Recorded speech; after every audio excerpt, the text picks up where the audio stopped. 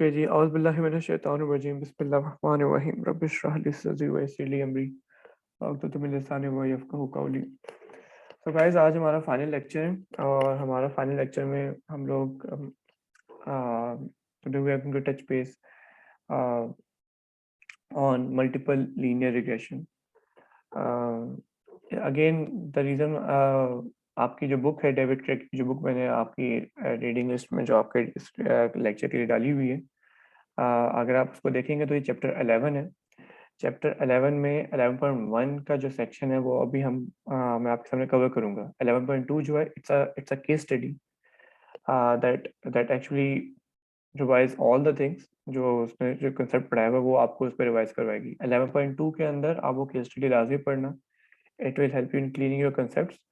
लेकिन एक आखिरी इसमें सेक्शन है 11.2 के अंदर, beyond the multiple linear regression, जिसमें वो ऑड्स की बात करता है।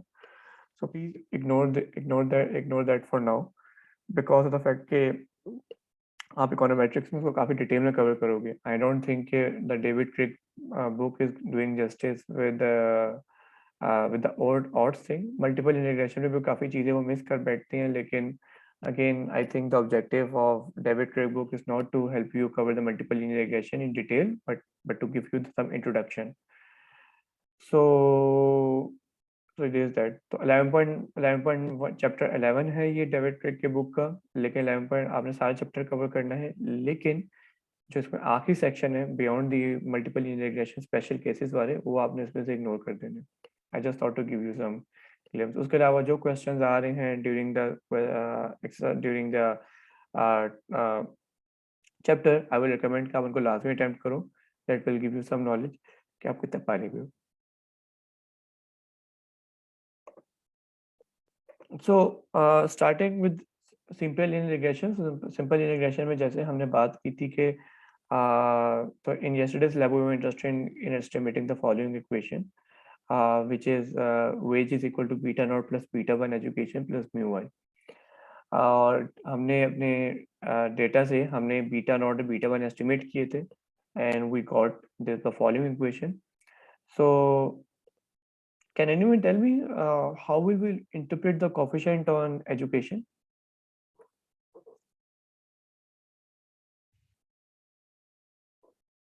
Anyone?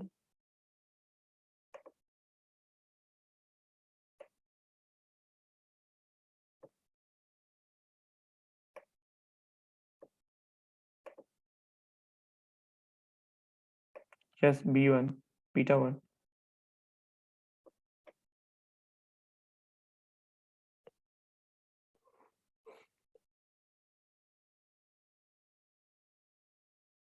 हम इसको कैसे इंटरप्रेट करेंगे बीटा 1 को?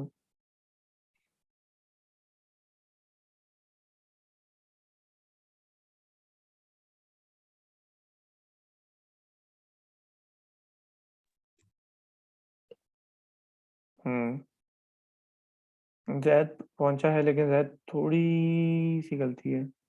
Adil?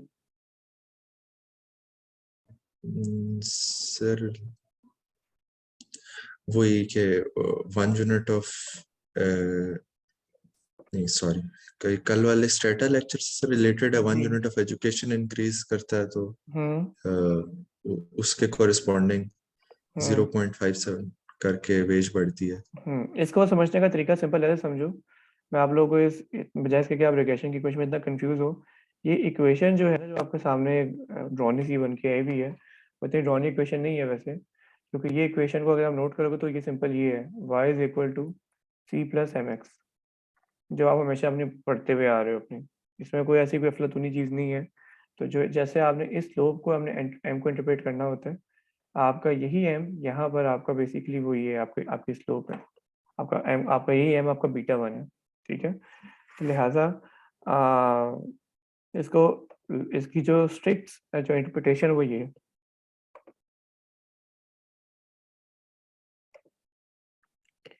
On average, 1 unit increase in education is associated with 0.057 units increase in wage, ठीक है, after keeping other explanatory variables constant, ठीक है। इन दिस केस हमारा सिर्फ एक ही वेरिएबल है, लेकिन जनरल केस में हमारे वेरिएबल्स एक नहीं होते, बल्कि इसमें there are multiple variables in our equation. ठीक है, तो अगेन मैं इस बात को फिर स्ट्रेस करूंगा कि after keeping the other variables constant. जी सर।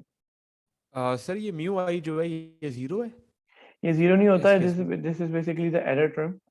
ये कभी जीरो नहीं हो सकता, we can not estimate it. ठीक है, तो we right drop sir. It from our equation, लेकिन वी नो कि it's always there, and this is what the danger is. ठीक है, this is what the danger is.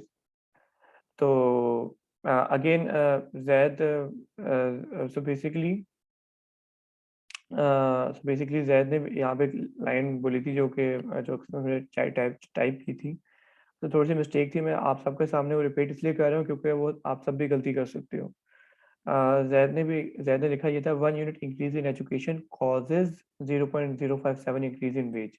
ठीक है, causes वाला जो लफ्ज है ना, this is a very strong word. In other words what we are trying to say is this कि एजुकेशन बढ़ने से वेज इतने यूनिट्स बढ़ जाती है। We can not say this for sure. Why? Because of the fact कि ये चीज़ कहने के लिए ना हमें we need to be very careful. हम कॉजिंग हम तब कह सकते हैं जब we can assign something to someone. ठीक है, there are two things, one is random sampling, one is random sampling. ठीक है, random sampling ensures, random sampling है। ठीक है, random sampling ensures, random sampling से आप जनरलाइज कर सकते हो। ठीक है, आप जनरलाइज कर सकते हो। और दूसरा होता है रैंडम असाइनमेंट। ठीक है, रैंडम असाइनमेंट,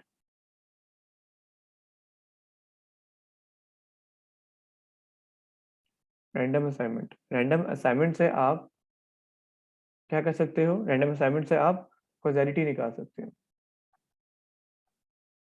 ठीक है, मैं एक स्लाइड शो जल्दी से एंड करता हूँ और मैं आपको उसमें हाँ,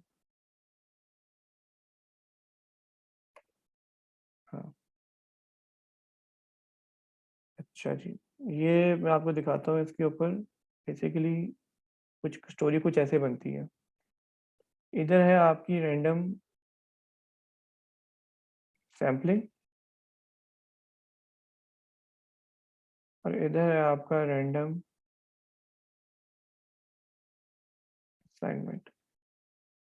ठीक है, क्विज के दौरान अगर आप लोगों को फाइनल के दौरान आप लोगों को कोई सवाल आ रहा हो, ठीक है, तो आपने ये चीज़ लास्ट में याद रखनी है इंटरप्रिटेशंस के लिहाज से। ठीक है, और वो है ये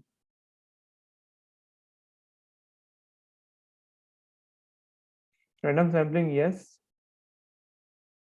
नो, यस एंड नो। ठीक है, अगर रैंडम सैम्पलिंग हुई भी है और रैंडम असाइनमेंट भी है, ठीक है, आप I am expecting that you know up till now कि रैंडम सैम्पलिंग और रैंडम असाइनमेंट क्या होती है। ठीक है, अगर आपको रैंडम सैम्पलिंग और रैंडम असाइनमेंट आपकी दोनों हुई हुई है, यानी आपने एक फॉर एग्जांपल आपने फर्स्ट करो आपने एक डेटा उठाया जो आपने रैंडमली पॉपुलेशन से रैंडमली उठा लिया, लेट्स सपोज ए क्लास। ठीक है, मैं इस क्लास एग्जांपल लेता हूँ, मैं इस क्लास में 50 बच्चे हैं और मैं इस क्लास में से 15 बच्चों का सैंपल उठा लेता हूँ। अभी इन 15 ने जो क्लास में आए हुए हैं ये लोग नहीं, ये तो किसी सिस्टमेटिकली खुद आए हैं। ठीक है, मैं 15 का सैंपल उठाता हूँ। ठीक है, उन 15 का उठा के फिर उन 15 में से आधों को दे देता हूँ, ट्रीटमेंट दे देता हूँ, और आधों को ट्रीटमेंट इन सॉरी 30 को कर लेते हैं। 30 बच्चों का मैं सैंपल उठा लेता हूँ। ठीक है, 15 को मैंने ट्रीटमेंट दिया। ट्रीटमेंट ऐसे कि 15 को मैंने इसी को इस तरह समझ लो कि ना ऐसा होता है कि मैं देखना चाहता हूँ कि अब ये एक रिसर्च क्वेश्चन बनाते हैं ना, कहा यह जाता है कि अगर पहला कोई क्वेश्चन एक है, मैं थ्योरी पढ़ता हूँ, मैं थ्योरी पढ़ता हूँ कि अगर क्लास के अंदर, हाँ this is a very good question, this is a very good case. अगर मैंने एक पेपर पढ़ा है, मैंने लेट सपोज कि अगर मैं पेपर बनाता हूँ और पेपर बनाने के लिए अगर मैं ये परसेप्शन देना चाहता हूँ क्लास में बच्चों को कि अगर पहला क्वेश्चन डिफिकल्ट हो ना और आगे सारे क्वेश्चन हलवे भी हों, तो बच्चों का ना पेपर बड़ा मुश्किल लगेगा। ठीक है, अगर पहला क्वेश्चन की बात करूँ तो मैं क्या करता हूँ, मैं उसके लिए ना मैं ना आधे क्लास में ना, यानी आपकी क्लास में 30 बच्चों का सैंपल पकड़ता हूँ। 30 बच्चों का, पूरी क्लास का नहीं, 30 बच्चों का मैं सैंपल पकड़ता हूँ। ठीक है, उनसे 15 को ना मैं ईमेल निकालता हूँ कि मैंने आपका पेपर बना लिया and your first question will be very difficult. ठीक है, तो बी वेरी वेरी श्योर कि आपको वो समझ आती कि नहीं आती। मैंने रैंडम सैम्पलिंग की थी, अब 15 बच्चों को मैंने मैंने एक गुड लक ईमेल लिखी है जिसमें 15 को मैंने बोला ये है कि एक बड़ा मुश्किल होने वाला है क्विज, ठीक है, पहला क्वेश्चन बड़ा डिफिकल्ट होगा। अब 15 को मैं ईमेल करता हूँ गुड लक की, बस कि अल्लाह कि आपको अच्छा हो जाए, ये हो जाए, वो हो जाए, बाय बाय टाटा, अल्लाह हाफिज। तो मैंने रैंडम असाइनमेंट कर दी है। अगर मैंने रैंडम सैम्पलिंग की थी, यानी मैंने जो 30 बच्चे रैंडमली पकड़े हैं और मैं से और रैंडम असाइनमेंट मैंने कर दिया, तो उस केस में आप कह सकते हैं कि जनाब आपकी कॉजेलिटी भी आ गई है, ठीक है, और साथ जनरलाइजेशन भी आ गई है। ये नहीं, दूसरे लफ्ज़ों में क्या कहना चाह रहा हूँ, मैं कहना ये चाह रहा हूँ कि आपके जो 50 जो बच्चे हैं, जो 50 बच्चे इस क्लास में एग्जिस्ट करते थे, मैं उस पर ये केस जनरलाइज कर सकता हूँ। लेट सपोज मैंने जो एक्सपेक्टेशन सेट की थी वो 15 वालों के लिए, उसके से 15 ने वाकई बोला कि उनको बहुत उनके मार्क्स कम आए हैं, ठीक है। तो इन दूसरे लफ्जों में क्या हो रहा है, आपकी इक्वेशन जो थी ना वो ये है कि marks is equal to beta not plus beta one और साथ treatment, marks I treatment one plus mu I, ठीक है। जिसमें ये डेटा कुछ बन ऐसे रहे कि यहाँ पर आपके बच्चे का नाम होगा, यहाँ पर नाम होगा आदिल का, राफे का, ठीक है, जैन का और हसन का, ठीक है। ये चार, फॉर एग्जाम्पल से 15 बच्चे हैं आपके, 15 बच्चे आपके सामने, ये उनके मार्क्स हैं, ठीक है। 30 में से था तो हसन के मार्क्स आए हैं 25, आदिल के आए हैं, अल्लाह माफ करे, Allah these are just fractional numbers, so don't feel worried about any of thing, ठीक है। यहाँ पे आदिल के आए हैं 15 30 में से, राफे के जो है वो 10 आए हैं, और जैन जो है वो 30 लेके ऊपर बैठा हुआ है, ठीक है। और दाऊद है, ठीक है, एक और बच्चा कर लेते हैं, और दाऊद है, और दाऊद के मार्क्स आए हैं यहाँ पे 20, ठीक है। इस तरह से सबके मार्क्स आए हुए हैं। मीन जो है वो कोई अराउंड 22 है, और इस तरह से आपके मार्क्स जो है वो इस तरह से बन के आ गए। अच्छा, अब यहाँ पे ये मार्क्स हैं, ठीक है, आपके स्टेटा के अंदर आपके मार्क्स में आपका ये कॉलम जाएगा, और ट्रीटमेंट में जाएगा ये वाला कॉलम, और ट्रीटमेंट में जाएगा। अब हसन को ना मैंने ना ये बताया ही नहीं हुआ था मैंने, ठीक है। आदिल को मैंने ये बता दिया था कि जनाब बड़ा मुश्किल होना है, राफे को भी पता था पहला जो है बड़ा मुश्किल होगा, ठीक है, दाऊद को भी पता था बड़ा मुश्किल होना है, और जैन को भी नहीं पता था, ठीक है। तो क्या होगा, आप ये अगर इस डेटा में रैंडम सैम्पलिंग में रैंडम असाइनमेंट हुई हुई है, ठीक है, तो मैं इसको पूरी क्लास के लिए जनरलाइज कर सकता हूँ, पूरे लम्स के लिए नहीं, क्योंकि मेरी पॉपुलेशन पूरी लम्स नहीं था बल्कि आपकी पूरी क्लास थी, ठीक है। तो मैं पूरी क्लास के लिए जनरलाइज कर सकता हूँ कि अगर मैं बच्चों को बता दूं ना कि पहला सवाल मुश्किल होने वाला है, तो उनके ऑन एवरेज मार्क्स कम आते हैं, ठीक है। On average for this class what I am gonna say कि knowing this information कि पहला क्वेश्चन मुश्किल होने वाला है, इट विल कॉज, ठीक है, it will cause this this average decrease in marks, beta unit decrease in marks, ठीक है। तो ये इसका मतलब ये था। तो लिहाजा अगर तो आपकी रैंडम सैम्पलिंग हुई है और रैंडम असाइनमेंट हुई है, फिर आप कॉज यूज कर सकते हो, ठीक है, जैसा कि आपने पहले देखा यहाँ पर, ठीक है। इसके अंदर जो ऑन एवरेज वाली बात थी, एजुकेशन एसोसिएटेड विद 0.5 से यहाँ पे लिखता था, एसोसिएटेड में लिखता था कॉजेस, ठीक है। वो कॉज में तब लेके आ सकता था अगर क्या होता, अगर ये जो एजुकेशन है मैंने यहाँ पे कुछ लोगों को दी होती, रैंडम रैंडम असाइनमेंट में एजुकेशन दी होती, एजुकेशन किसी को रैंडम तो नहीं मिलती ना, एजुकेशन तो आपको खुद आप हासिल करते हो, ठीक है। तो लिहाजा मैं इसलिए कॉज नहीं यूज कर सकता था मैं। तो यहाँ पे ये वो केस है जो आप लोग वहां पे केस देख रहे हो ना, जो आप लोगों ने वहां केस देख रहे हो, उस वो ये वाला केस है जिसमें रैंडम सैम्पलिंग में लेकिन रैंडम असाइनमेंट नहीं है, यानी उस केस में कॉजेलिटी जो है कॉजेलिटी जो है वो आप नहीं अचीव कर सकते, लेकिन जनरलाइजेशन आप अचीव कर सकते हो। यानी आपसे कोरिलेशन के बारे में ना, जो उनके कोरिलेशन है दो वेरिएबल्स के बारे में, आप उसको जनरलाइज कर सकते हो कि हमने डेटा में ये देखा है कि ऐसा हो रहा है, ठीक है, for the whole population, but we can not say कि दिस थिंग कॉजेज दिस, ठीक है, वी कैन नॉट से कि ये चीज इसको कॉज करती है, ठीक है। तो ये चीज आपने लाजमी उसमें जो है उसमें रखनी है। पहले मैं हसन का सवाल लेता हूँ, फिर मैं जैन की तरफ आता हूँ। हसन? सर ये रैंडम असाइनमेंट एक्सपेरिमेंटल डाटा के कॉन्टेक्स्ट में ट्रीटमेंट कंट्रोल ग्रुप के केस बिल्कुल में आ जाता होगा। बिल्कुल बिल्कुल बिल्कुल जो वैसे नॉर्मली सेकेंडरी डाटा है उसके लिए तो हम फिर मोस्टली कोरिलेशन और सेकेंडरी जनरलाइजेशन। बिल्कुल बिल्कुल उसमें हम कोरिलेशन को जनरलाइज करते हैं, उसमें और हम कुछ नहीं कर सकते। ठीक है। हाँ, उसमें एक तरीका होता है जो कि आप इकोनोमेट्रिक्स में पढ़ोगे, उसे हम अभी मैं आप लोगों को वैसे उसका स्पॉइलर अलर्ट दे रहा हूँ, उसे हम कहते हैं इंस्ट्रूमेंटल वेरिएबल्स। ठीक है। लेकिन given the scope of this class वो इकोनोमेट्रिक्स के भी जाके हमारे क्वांटिटेटिव भी जाके एंड में आती है। तो I leave this for all of you to learn this thing in econometrics. लेकिन हम सेकेंडरी डेटा से using IV we can also ensure the causality. लेकिन again this is it's a very tricky concept. अभी तो हम OLS start कर रहे हैं। ठीक है। तो ये बात वैसे बगैर आप लोग याद रखना कि जब आप इकोनोमेट्रिक्स शुरू करोगे तो हमेशा आप एसोसिएशन पे आप काम शुरू करोगे। इकोनोमेट्रिक्स का स्टार्ट एसोसिएशन से ही होगा, फिर आगे आगे जा जाके फिर आप लोग जो है फिर उसमें भी चीजें इंश्योर करोगे आप। ठीक है। जैन, फिर देन आदिल। सर वो कल क्लास में आपने एग्जांपल दी थी कोई जीडीपी और उसकी पोस्ट ऑफिस की, तो सर अगर वो वाली एग्जांपल हम लाए तो वो ये नो वाली ऑप्शन ही बनती मैं है। उस पर भी आ रहा हूँ, मैं उस पर अभी आ रहा हूँ। डेटा की ना कुछ टाइप्स होती है, मैं अभी उस पर आ रहा हूँ। आदिल? सही है सर। सर छोटा सा ही सवाल है, ये जो मार्क्स की इक्वेशन बनाई है तो इसके अंदर बीटा नॉट क्या चीज है? बीटा नॉट वो लोग हैं। ठीक है। बीटा नॉट वो लोग, बीटा नॉट बेसिकली क्या होगा, ट्रीटमेंट 1 0 है ना। ठीक है। ट्रीटमेंट 1 0 है, तो ये अगर ये बीटा 1 0 हो जाएगा तो ये मार्क्स आपको बताएंगे average marks for those who doesn't receive the treatment. ठीक है। अगर देखो ना, बेसिकली यहाँ पे फर्स्ट करो ये आता है माइनस, ये इक्वेशन ये आ जाती है marks is equal to 15 minus 0.023 treatment. ठीक है।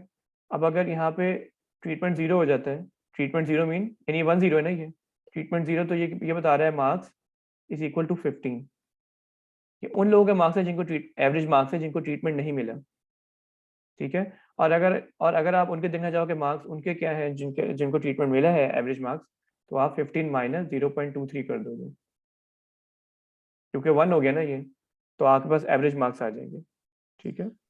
तो सर ट्रीटमेंट के अंदर ट्रीटमेंट वाली पार्टी के एवरेज मार्क्स होंगे, हाँ, एक और मिनट एक जो मिनट बीटा 1 है वो अच्छा। एक मिनट है ना जैन। हाँ, treatment is the email. Treatment वो ईमेल है जो मैंने सबको दी है मैंने। ठीक है। आदिल, अब आप बात पूरी करो। और सर मैं कह रहा था कि ट्रीटमेंट के अंदर मीन नंबर होंगे सारे ट्रीटमेंट वाले लोगों के। हाँ, यानी बेसिकली और आपके पास दो नंबर्स बन के आएंगे। एक मार्क्स आएंगे आपके पास, मार्क्स एवरेज कंट्रोल के। ठीक है। जिसमें आपका ट्रीटमेंट 0 होगा और आपके वो आ जाएंगे 15। ठीक है। ठीक। Average marks. ठीक है, क्योंकि ओएलएस मैंने क्या बोला था, ओएलएस हमेशा एवरेज बताता है ना, आपको एवरेज बताता है। हम्म, तो और एक ये आ गया और दूसरा मार्क्स आ जाएंगे ट्रीटमेंट के। ठीक है। मार्क्स ट्रीटमेंट के जो होंगे वो क्या बन के आएंगे, वो 15 माइनस 0.3 बन के आएंगे। 15 माइनस 0.3। ठीक है। सर ये 0.23 वाला फिगर आपने वैसे निकाला है ये पूरा? सॉरी 0.023, ये इक्वेशन है ना हमारी, ये वाली इक्वेशन। यहाँ पे ट्रीटमेंट हम्म, अगर 1 कर दो तो इक्वेशन हम्म, ये इक्वेशन बन जाएंगे 15.0.023। अच्छा, ठीक है। ठीक। तो ये वहां से बन के आया। ठीक है। अभी तक हमने 2 केसेस अगर हमने देख लिए, जिस केसेस के अंदर हम कॉजेलिटी और जनरलाइजेशन की हम बात करते हैं। फिर एक और तरीका जो आता है वो होता है कि जिसमें आपकी रैंडम सैम्पलिंग नहीं हुई होती लेकिन रैंडम असाइनमेंट होती है। तो उसमें क्या होगा, उसमें आप कॉजेलिटी जो है वो तो आप अचीव कर गए हो। ठीक है। लेकिन जनरलाइजेशन आप नहीं कर सकते उसमें। उस केस में आपका ये गलत है। और एक आखिरी जो केस होता है उस केस को हम कहते हैं जिसमें आप ना आपकी रैंडम सैम्पलिंग है ना आपका रैंडम असाइनमेंट है। ठीक है। कॉजेलिटी भी अचीव नहीं हुई, जनरलाइजेशन भी अचीव नहीं हुई। ये जो अभी जैन ने एक बात बोली थी, जैन ने बोला था पाकिस्तान का जीडीपी और पोस्ट ऑफिस, वो इस केस में आती है, वो इसमें आता है। वो बेसिकली कुछ डेटा की टाइप्स होती हैं। ठीक है। अब जैसे कि मैं कुछ टाइप्स बोलूँ, कुछ हसन ने भी ऑलरेडी हमारी और जैन दोनों ने हमारी कुछ मदद कर चुके हैं हमारी। ठीक है। जो डेटा की ये जो टाइप होती है ना, ये वाली पहली टाइप, ठीक है, use different colours.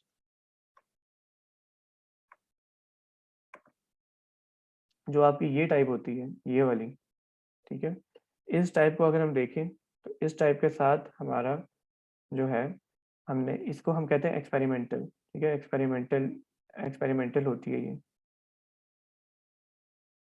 Experimental economics में हम इसको शुमार करते हैं इसको, ठीक है। ये जो आप डेटा देख रहे हो ना यहाँ पर, ये वाला, ठीक है, इसको हम कहते हैं टाइम सीरीज डेटा, ठीक है। यानी अगर आपके पास कंट्रीज की इन्फ्लेशन और जीडीपी पड़ा हुआ है, ठीक है, और आप कंट्रीज की जीडीपी को इन्फ्लेशन पे रेग्रेस करते हो, ठीक है, तो आपको उसमें ना आप कॉजलिटी लेके आ सकते हो, ना आप जनरलाइजेशन लेके आ सकते हो। All you can do using that thing is कि आपकी रिग्रेशन जो है, आपकी जो डेटा में जो आपकी सारी चीज़ें एग्जिस्ट करती हैं, वो आप सिर्फ कोरिलेशन का बता देते, कोरिलेशन एग्जिस्ट करती है कि नहीं करती, दैट्स इट। आप उसमें कोई भी जनरलाइज नहीं कर सकते कि ये दूसरे कंट्री के लिए होल्ड करता है कि नहीं करता, या और किसी चीज़ के लिए होल्ड करेगा कि नहीं करेगा। All you can say about the correlation, ठीक है। तो आपने जब भी डेटा जो बीटा को एस्टिमेट करने, तो एसोसिएशन, और मैं जब बात जो शुरू हुई थी, बेसिक शुरू हुई थी कि आपने एसोसिएट लिखने, एक कॉजेज लिखने, ठीक है। एसोसिएट और कॉज लिखने में बस फर्क सिर्फ इतना होना चाहिए, आप कॉजेज तब लिख सकते हो जब आप यहाँ पर हो, इस वाले जगह पर। अगर आप इस वाले में नहीं हो, अगर आप इस वाले डब्बे में नहीं हो, इस वाले कॉलम में नहीं हो, और आप इस वाले कॉलम में आ जाते हो, ठीक है, तो आप हमेशा एसोसिएशन लिखोगे, एसोसिएशन, कॉजेस नहीं लिख सकते हो, ठीक है। सारे डिबेट का लुबी लुबा भी है। Again guys, this is not in slides, लेकिन ये मैंने यहाँ पे कवर तो डिटेल में कर दिया, तो आई एम एक्सपेक्टिंग कि आप लोग जब क्विज के लिए प्रिपेयर हो गया, फाइनल के लिए प्रिपेयर हो गया हो, तो यू शुड नो कि ये चीज़ भी हमसे पूछी जा सकती है। अगेन ये टेबल रिलेटेड चीज़ें जो होंगी, मैं से पूछ सकता हूँ कि अच्छा, ये अगर ये कंडीशन होल्ड ट्रू कर रही हो और ये क्या कर रही हो, तो how can we make sure, उसमें ये चीज़, उसमें क्या क्या चीज़ें इंश्योर की जा सकती हैं, ठीक है। You can take the screenshot, आप स्क्रीनशॉट ले सकते हो अगर आपने लेना है, and then I remove it, I give you 2 minutes for it. अब बल्कि 2 minutes क्या, बल्कि 30 seconds ले लो, देन। सर ये नो वाले में आपने क्या बताया था कि एज्यूम हम कर सकते हैं या नहीं, नो वाले केस में आप हमेशा ये बोलोगे कि इसमें कॉजलिटी नहीं है, ठीक है। और यू कैन हमेशा इस वाले केस में हमेशा लिखोगे एसोसिएट, जब भी वो लिखोगे तो आप लिखोगे वन ठीक है unit sir. Increase in this is associate, ये एसोसिएशन है, ठीक है। और ये वाला जो केस है ये कॉजेशन का है, ठीक है।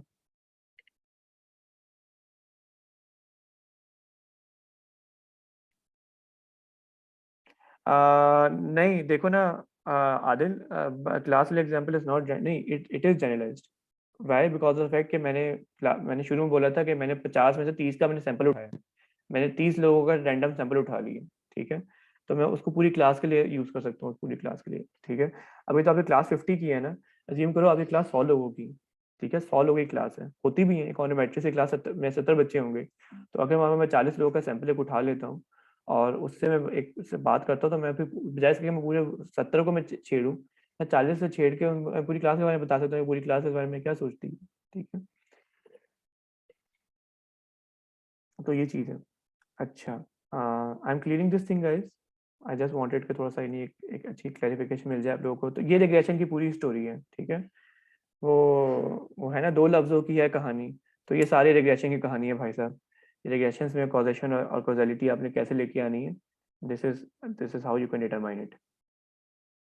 दिस इज चीट शीट, बूटी है ये। अच्छा, let's clear all this thing, clear all drawing. अच्छा, coming back to our class, तो यहाँ मैंने बड़ा हाईलाइट किया आफ्टर कीपिंग एक्सप्लेनेटरी वेरिएबल्स का कांस्टेंट। देखो गाइस, जो सिंपल लीनियर रिग्रेशन है ना, it's a very special case of multiple linear regression, ठीक है। हमने कल क्लास में बात कर रहे थे कि ये जो हमारी इक्वेशन होगी, wage is equal to beta, ये वाली equation, this is not a complete equation, ठीक है। There are some other variables which causes increase in our education, which affects our education and wage at the same time, ठीक है। यानी हमारी equation के अंदर एक वेरिएबल और बड़े ऐसे हमारे इक्वेशन के अंदर बड़े और वेरिएबल्स हैं जो हमें एग्जिस्ट करते हैं, ठीक है। यानी ये आपकी वेज है, ठीक है, और आपका यहाँ पे आपकी एजुकेशन है। What we are saying is this कि हमारी एजुकेशन जो है, our education is associated with wage. लेकिन एक और वेरिएबल भी है यहाँ पर एरर टर्म में, ठीक है, जो कि आपकी इसको भी छेड़ता है, एजुकेशन को भी, और आपकी वेज को भी छेड़ता है, ठीक है। अगर आपने सिंपल बात करनी है तो सोचो एबिलिटी, आप एक एबिलिटी को सोचो, एबिलिटी जो अगर आपकी लेट्स सपोज, देखो ज़्यादा एजुकेशन, देखो ज़्यादा पढ़ कौन सकता है, ज़्यादा पढ़ वो सकता है जो कि ज़्यादा दिमागी तौर पे ठीक हो, जो एबल हो, एबल एज इन कि यानी वो स्मार्ट हो, ठीक है, और कमाता भी ज़्यादा वही अच्छा है।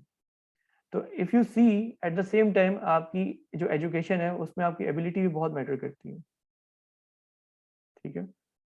तो अगर दूसरा इसमें एक और जो चीज़ मैटर करती है जो कि हम मेजर भी कर सकते हैं, वो है आपकी financial class. By financial class I mean कि आपके फैमिली की इनकम कितनी है, आपकी फैमिली जो है, अगर आपके माशाल्लाह से आपके अगर पेरेंट्स कमाने वाले हैं, ठीक है, and they are earning well, तो that will make you more likely to get more education, ठीक है। And at the same time if you get more education, और अगर आपके माँ बाप कमाने वाले भी हैं, और उनकी, इसका मतलब ये है कि जब तक उनके रिटायरमेंट का टाइम आएगा उनके अपने कॉन्टेक्ट्स होंगे, तो they can get you a very good job, ठीक है, यूजिंग देयर कॉन्टेक्ट्स, ठीक है। तो सिर्फ एजुकेशन से तो वेज नहीं बढ़ सकती, ठीक है। In other words there are some other variables that are causing that are affecting, ठीक है, that are affecting your education and wage at the same time simultaneously, ठीक है। तो we won't be able to get to this जो parameter which you are looking at over here at this 0.5757, this is not a complete estimator, ठीक है। This is not unbiased estimator, it's a biased estimator. Why? Because we have to address the omitted variable bias, ठीक है, because we haven't addressed the omitted variable bias, ठीक है। So this builds up the case for multiple linear regression. आप एक बात याद रखना, एक बात जो आपके जहन में बारी होगी कि इसका मतलब ये है, ये दूसरे लफ्जों में जो इक्वेशन हमने ये बनाई थी ना, wage is equal to beta not plus beta one education plus mu आई, जो हमने ये इक्वेशन हमने बना के रखी हुई थी। इस इक्वेशन के मुताबिक हमें समझ ये आ रही है कि ये जो म्यू आई है, आप हमेशा सोचोगे, आप ये हमेशा बताओ कोशिश क्या होगी इस म्यू आई को मिनिमाइज करने की, you won't be able to make it to zero, ये कभी जीरो नहीं हो सकता, ठीक है, क्योंकि हमेशा हमेशा कोई ना कोई वेरिएबल रह जाएगा। जैसे एबिलिटी थी, फाइनेंशियल, अब देखो फाइनेंशियल क्लास का एबिलिटी भी तो है जो अफेक्ट करती है। हो सकता है आपके माँ बाप बहुत अमीर हों, उन्होंने हमेशा आपको अच्छी क्लास लेने के लिए हो, लेकिन अगर आप पैदाइशी नालायक हो, होता है ना कुछ बच्चे पढ़ने में नहीं ठीक होते, they are not that good in their studies, ठीक है, तो अल्टीमेटली वो पढ़ नहीं पाते। तो लिहाजा हमेशा आपकी म्यू आई में कोई ना कोई ऐसी रेसिडुअल में टर्म रह जाएगी, ठीक है। what you can do is the following: you have to make case for your regression, you need to defend your equation कि why this equation that you're using is the best equation, ठीक है। इसमें ज़्यादातर constraint हो जाएगा, आपके पास data ही पीछे नहीं है, ठीक है, लेकिन you need to justify your equation कि डेटा क्यों नहीं है, और डेटा के ना होने से क्यों आपकी इक्वेशन खराब नहीं हो सकती, ठीक है। why your estimators can't be biased, ठीक है। तो लिहाजा आपका म्यू आई कभी जीरो नहीं होगा, your mu I won't be able, but you will always try your best to minimize it, ठीक है। You will always try to minimize your error, ताकि आपके जो एरर्स हैं they do not cause biasness in your estimate, ठीक है। Omitted variable बायस होता क्या है, ये एक बड़ा सवाल अब सामने आ गया। मैंने बोल दिया, लेकिन मैं दोबारा उसको स्लाइड पे लिख दूं ताकि हमें चीज़ें जो हम क्लियर हो जाए। So basically guys, omitted variable bias occurs when a statistical model, जो हमारे मॉडल हमने बनाया, whenever model leaves out one or more relevant variables, ठीक है। तो omitted variable होता क्या है, तो omitted variable must be determinant of the dependent variable। जैसे कि मैंने आपको बताया, आपकी फाइनेंशियल क्लास, अगर आपकी अच्छी फाइनेंशियल क्लास है तो you are more likely to get more wage, ठीक है। and the omitted variable must be correlated with the independent variable specified in the regression. जैसे मैंने बताया फाइनेंशियल क्लास एक ऐसा वेरिएबल है या एबिलिटी एक ऐसा वेरिएबल है जो आपकी वेज भी डिटरमाइन कर रहा है, जो आपकी वेज को भी चेंज करता है और साथ ही साथ आपके इंडिपेंडेंट वेरिएबल के अंदर को भी ओमिटेड वेरिएबल को भी चेंज कर रहा है। ठीक है, ओमिटेड वेरिएबल आपकी वेज को भी आपको उसमें डिटरमाइन करने कर सकता है। तो लिहाजा ओमिटेड वेरिएबल हम इसे कहते हैं। With that thing in mind,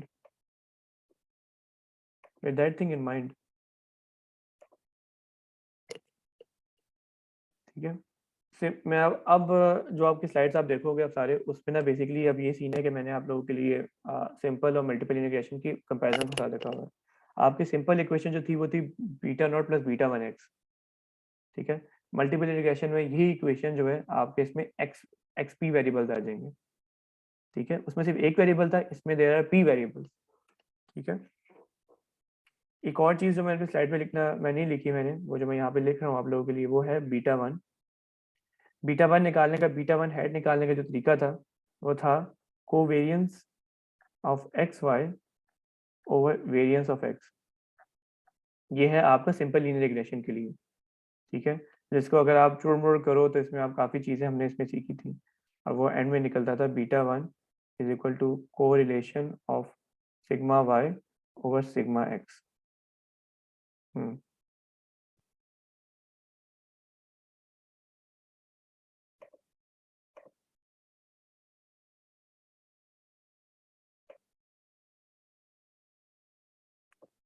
अच्छा, ये आपने बीटा वन यहाँ पे निकाला था। जब मल्टीपल लीनियर रिग्रेशंस की बात होगी तो मल्टीपल लीनियर रिग्रेशन में आप ये इक्वेशन यूज करके नहीं आप निकाल पाओगे। ठीक है, आप कभी भी निकाल, अच्छा मैं ड्यूरिंग द क्विज मैं आपसे जब भी मल्टीपल लीनियर रिग्रेशन होगा मैं आपसे बीटा वन कभी निकलवाऊंगा भी नहीं, beta one beta two. Why? Because of the fact के this gets a little bit over complicated हो जाएगा, क्योंकि यहाँ पे हम उस तरह से हम कर सकते हैं, इसको हम करेंगे विद यूजिंग मैट्रिसेस कैलकुलेशन। ठीक है, मैं मैट्रिक्स कैलकुलेशन में नहीं जाऊंगा क्योंकि आप में से मुझे बताएं आप में से कितने लोगों ने एलए पढ़ा हुआ है, आप में से कितने लोगों ने लीनियर अलजेब्रा पढ़ा हुआ है?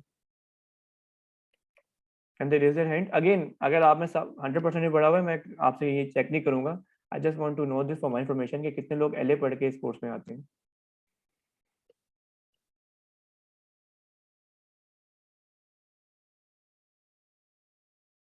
आई गेस जैद, राफे, मिनाहिल, जैन। जैन तो एक ऑन मेजर है, इतना इसका तो मुझे पता है। जैद, राफे और मिनाहिल जो हैं I guess they are all from SSC background. Correct me if I am wrong.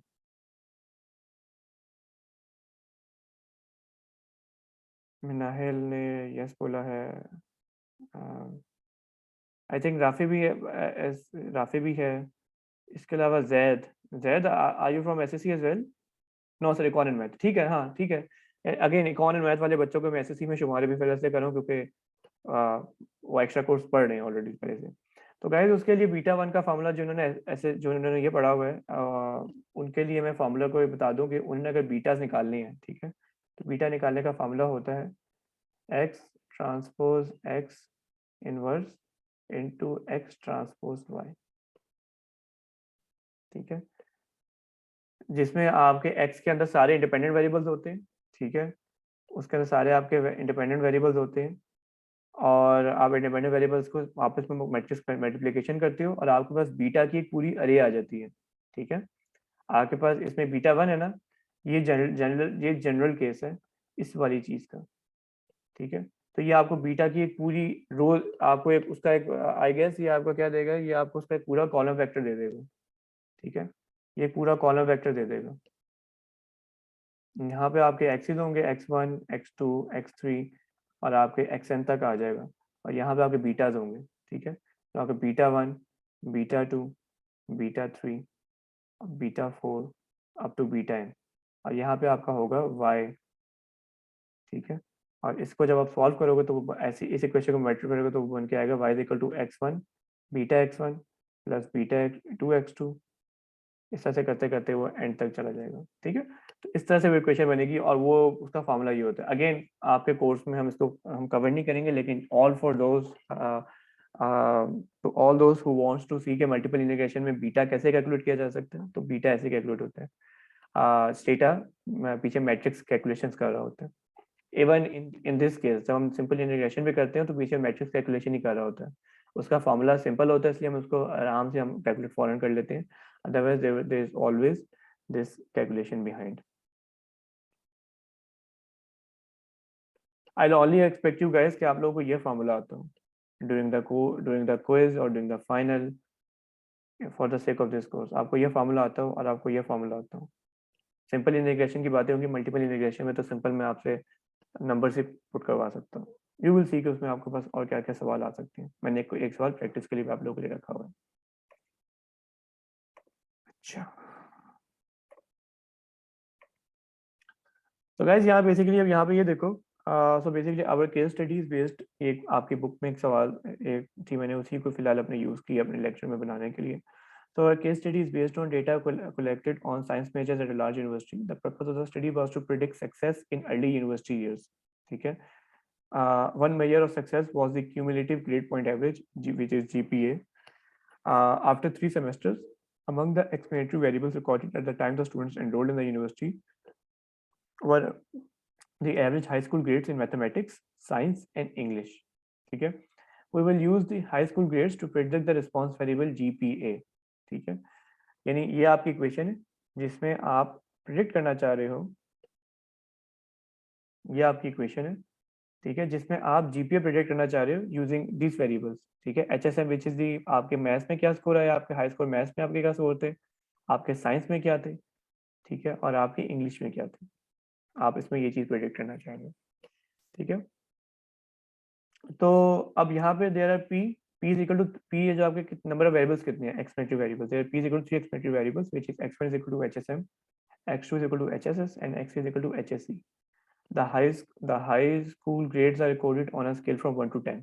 ठीक है, with 10 corresponding to A. अगर किसी का 10 स्कोर आता तो उसको A मिला था, 9 A minus, 8 B plus, and so on. These grades define the subpopulation. For example, the straight C students. Straight C students वो बच्चे हैं जिन्होंने जिनका सीधा ही सी मारा है. ठीक है. तो आज सब पॉपुलेशन डिफाइंड बाय एचएसएम, जिसमें उनका जो 4 आया उनका सब में उनका 4 है. ठीक है. तो अगर आपने उन बच्चों का देखते हैं कि उनका जीपीए क्या है, जिनका जो हाई स्कूल में जिनका सी आते थे, तो आप क्या करोगे, आप यहाँ पे 4 4 4 पिक कर दोगे, बीटा 1 बीटा 2 बीटा 3 के आपके पास फॉर्मूला रिग्रेशन से आपके पास नंबर्स आ जाएंगे and you can predict there average GPA, तो उनका एवरेज जीपीए क्या आता है. ठीक है. यानी आप स्टेटा में अगर आपने करना है तो स्टेटा में आप करोगे, ये स्टेटा में लिखोगे रेग जीपीए साथ एचएसएम, एचएसएस एंड एचएसई. तो स्टेटा आपको वो टेबल बना के दे देगा, उसमें उसने आपको beta naught, beta 1, beta naught, beta 1, beta 2 और बीटा 3 दिया होगा. ठीक है. वो आपने सारे के सारे फॉर्मूलाज आपके सामने होंगे, बीटा नॉट, बीटा 1 और बीटा 3 के, और आप वहाँ पे पुट करके आप आराम से बीटा ये इनके एवरेज जीपीए निकाल सकते हैं. तो उनके average GPA those who have straight Cs in their high schools, उनका एवरेज जीपीए क्या चल रहा है. ठीक है. Again by using this data you can see कि अभी तक इस डेटा के बारे में आप जी हैं. Sir during quiz do we also have to use Stata, like जो अभी थर्सडे को होगा और इस टाइप ऑफ क्वेश्चन आपने दे दिया. बिल्कुल नहीं. I'll give you those estimates on my own. अब मैं आपके एस्टिमेट्स खुद दूंगा ये वाले. ऐसा नहीं होगा आपको एस्टिमेट्स मैं खुद दूंगा कि यार ये बीटा नॉट ये निकला है, बीटा 1 ये निकला है. Using these numbers try to calculate this average GPA. ठीक है. तो वो आप उसमें से कैलकुलेट करोगे आप.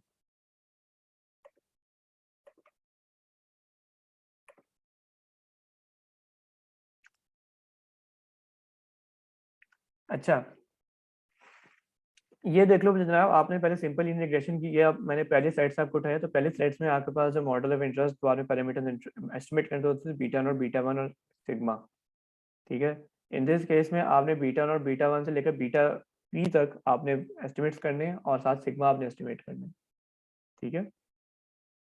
अगेन सारी चीज़ें वही हैं, मैं सिर्फ इसलिए दिखा रहा हूँ ताकि आप लोगों को समझ आ जाए कि हम लोग कोई अफलातूनी चीज़ हम कवर नहीं कर रहे, हम लोग वही चीज़ें देख रहे हैं जो हमने अभी तक देख के आए हैं. ठीक है. मल्टीपल इंटीग्रेशन से उसका एक जनरलाइज्ड केस है सिंपल लीनियर रिग्रेशन का. ठीक है. इसी तरह अगर हम आगे चलें,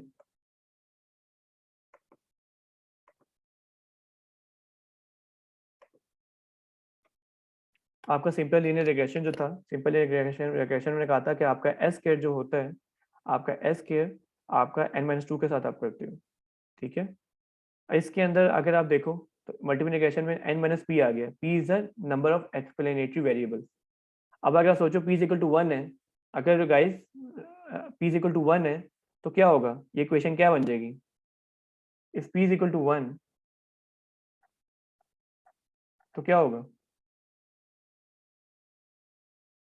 p is the number of explanatory variables,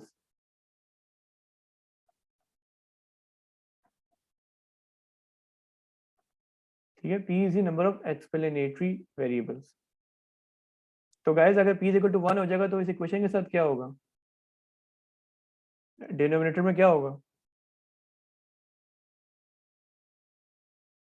then sir वो भी n-2 बन जाएगी, लाइक n-2 वो बन जाएगी, सिंपल वाली बन जाएगी, बिल्कुल। सिंपल लीनियर रिग्रेशन की क्योंकि फॉर्म। क्योंकि हमने कहा ना उसमें एक वेरिएबल है, सिंपल लीनियर में एक ही होता है, तो लिहाजा ये इक्वेशन जो हमने इक्वेशन लास्ट में देखी थी ये उसका जनरलाइज्ड केस है ये, ठीक है।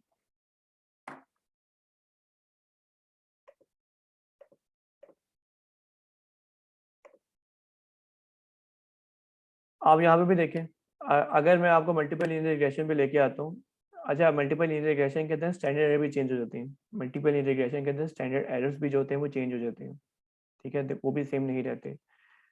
सिंपल लीनियर रिग्रेशन के स्टैंडर्ड एरर्स तो मैंने आपको बता दी हुई है, मल्टीपल लीनियर रिग्रेशन के फार्मूलाज बहुत कॉम्प्लिकेटेड होते हैं, तो लिहाजा फॉर इस बुक से वो उनको फिलहाल एक्सक्लूड कर दिया गया। तो लिहाजा अगर मल्टीपल लीनियर रिग्रेशन से मैं कोई भी चीज़ पूछता हूँ तो I always give you the standard error.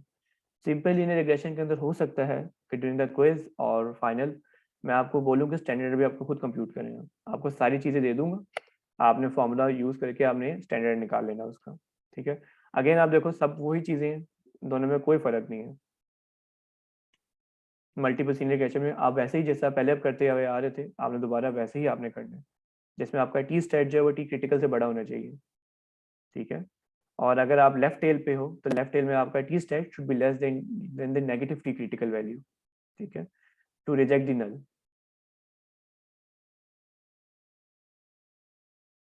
तो ये सारी वही चीज़ें चल रही हैं। अनोवा की तरफ आए अगर, तो अनोवा में सिंपल लीनियर रिग्रेशन के अंदर अगर आप नोट करो सब चीज़ें वही हैं, बस डिग्रीज ऑफ फ्रीडम पे गौर करना है। डिग्रीज ऑफ फ्रीडम हमने कहा था मॉडल का जो डिग्रीज ऑफ फ्रीडम है 1 है, एरर जो है वो n-2 है और टोटल जो है वो n-1 है, ठीक है। इसी अगर हम इसी को आगे लेके चलें तो डिग्रीज ऑफ फ्रीडम आपकी p हो जाएंगी, यानी the number of variables that you have, ठीक है। नंबर ऑफ वेरिएबल्स जो आपके पास आते हैं वो ये हो जाएंगे, उसमें एरर जो है वो आपका n-p-1 हो जाएगा और आपका जो टोटल है वो फिर अगेन n-1 ही है, फर्क कुछ भी नहीं है। p की जगह वहाँ पे वेरिएबल एक था तो हमने 1 डाल दिया था, जितने वेरिएबल्स होंगे आप उतने ही आप चेंज कर सकते हो ना। डिग्री ऑफ फ्रीडम मीन कि how free you are to choose variables, ठीक है, how free you are to change the values, ठीक है। तो इन दिस केस आपके वेरिएबल्स में मॉडल्स हैं, आपके मॉडल्स में आपके वेरिएबल्स हैं, तो these are the variables that you can change. जितने आपके वेरिएबल्स आप एग्जिस्ट करते हैं इतने वेरिएबल्स आप चेंज कर सकते हैं उसके अंदर। एरर जो है आपका n-p-1 होगा और टोटल आपका अगेन n-1 वो सेम रहेगा, आपके बस ये दोनों चेंज हो रही हैं, ठीक है। अगेन एफ टेस्ट के अंदर जब आप मल्टीपल अब एफ टेस्टिंग आप कर रहे हो, ठीक है, मल्टीपल एफ टेस्टिंग के अंदर अब क्या होगा, मल्टीपल एफ टेस्ट में क्या होगा जनाब, आपके बीट जब उसमें सिर्फ बीटा वन इक्वल टू 0 कहते थे, इसमें हम ज्वाइंटली सबको कह रहे हैं वो 0 है, ठीक है। और अल्टरनेटिव जो है ना इसमें हम ये करें at least one of the beta is not 0, at least one of the beta is not 0, ठीक है। तो पी वैल्यू की भी हम यहाँ जो अब एफ वैल्यू निकालोगे और अगर आप रिजेक्ट नल करते हो तो आप ये कह सकते हो कि मेरा मॉडल ज्वाइंटली सिग्निफिकेंट है, ठीक है। अगर आप लोग मॉडल को रिजेक्ट कर बैठते हो, सॉरी अगर आप अपने पी वैल्यू के थ्रू नल को रिजेक्ट कर बैठते हो तो आप कहने जा रहे हो कि मेरा मॉडल जो है इट्स ज्वाइंटली सिग्निफिकेंट, ठीक है। हो सकता है उसमें बीटा 1 बीटा 2 सिग्निफिकेंट ना हो लेकिन आपका मॉडल ज्वाइंटली सिग्निफिकेंट हो, ठीक है। तो एफ टेस्ट में ही हम इस चीज़ को हम यहाँ पे कहते हैं। Ending our class on an example, ठीक है। यहाँ पर आप लोग जो है ज़रा ज़रा सवाल ये करो तो ज़रा ये सवाल जो है,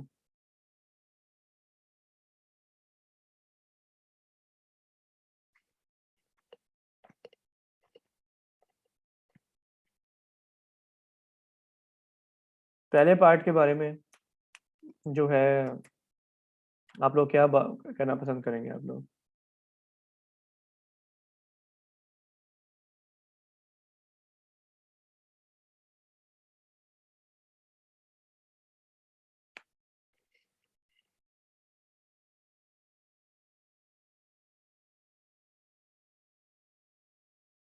सारे पॉजिटिव होने चाहिए, पहली बात तो ये।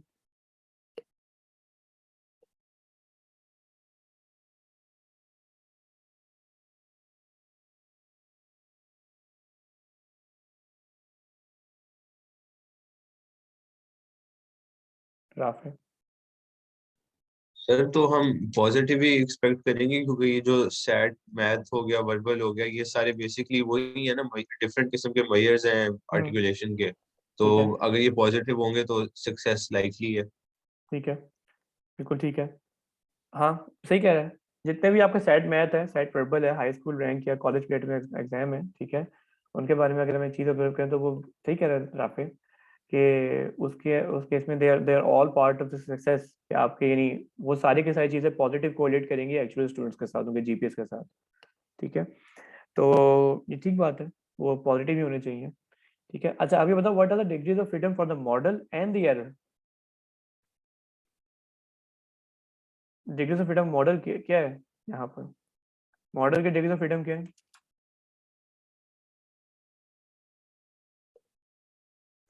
What is DFM?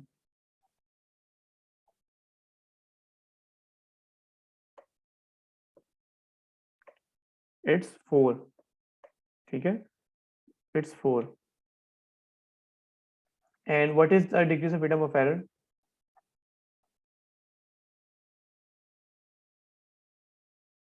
इट्स, तो आपने फॉर्मूला लिख दिए, it's 82 minus 4 minus 1 which is 78 77। ठीक है, these are degrees of freedom of error। Test the significance of each coefficient and state your conclusion। ठीक है, ये करने के लिए आप क्या करोगे, आप यहाँ पे टी स्टेट पे आओ और इसकी वैल्यू को कंप्यूट करो। ठीक है, और इस दफा अब टी क्रिटिकल वैल्यू निकालने के लिए, टी क्रिटिकल वैल्यू निकालने के लिए पहले आपका डिग्री ऑफ फ्रीडम होते थे n-1। आप वहाँ पे n-1 जाके देखाते थे। मैं दोबारा आपको स्लाइड दिखाता हूँ, ये सॉरी n-2। ठीक है, आप जब सिंपल सिंपल रिग्रेशन होता तो आप n-2 पे जाके वैल्यू देखा देते n-2 पर। यहाँ पर आपने जो टी क्रिटिकल वैल्यू देखनी, वो देखनी n-p-1 पे, यानी 77 पे जाके आपने सारी टी क्रिटिकल वैल्यू निकालनी है आपने। ठीक है, टी 77 95 पे क्या होगा, उसकी वैल्यू आपने निकालनी है यहाँ पे। तो वो हम निकाल लेते हैं, सिंस वी हैव टाइम तो हम निकाल लेते हैं।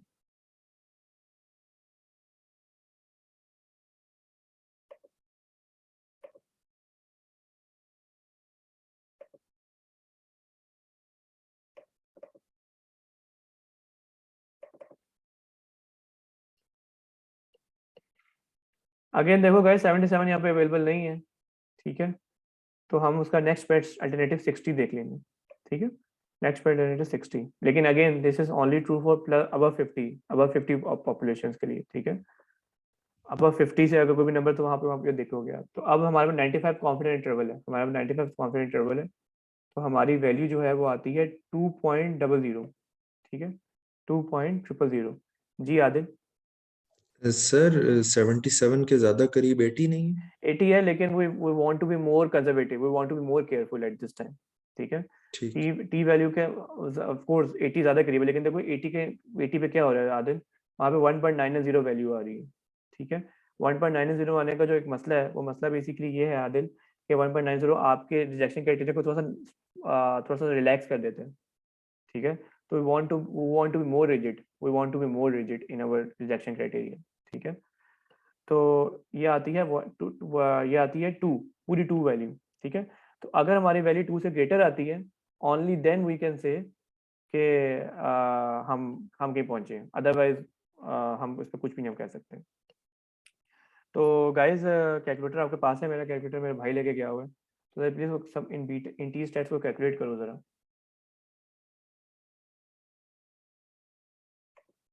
इंटरसेप्ट का कैलकुलेट करो, इंटरसेप्ट का क्या निकलेगा?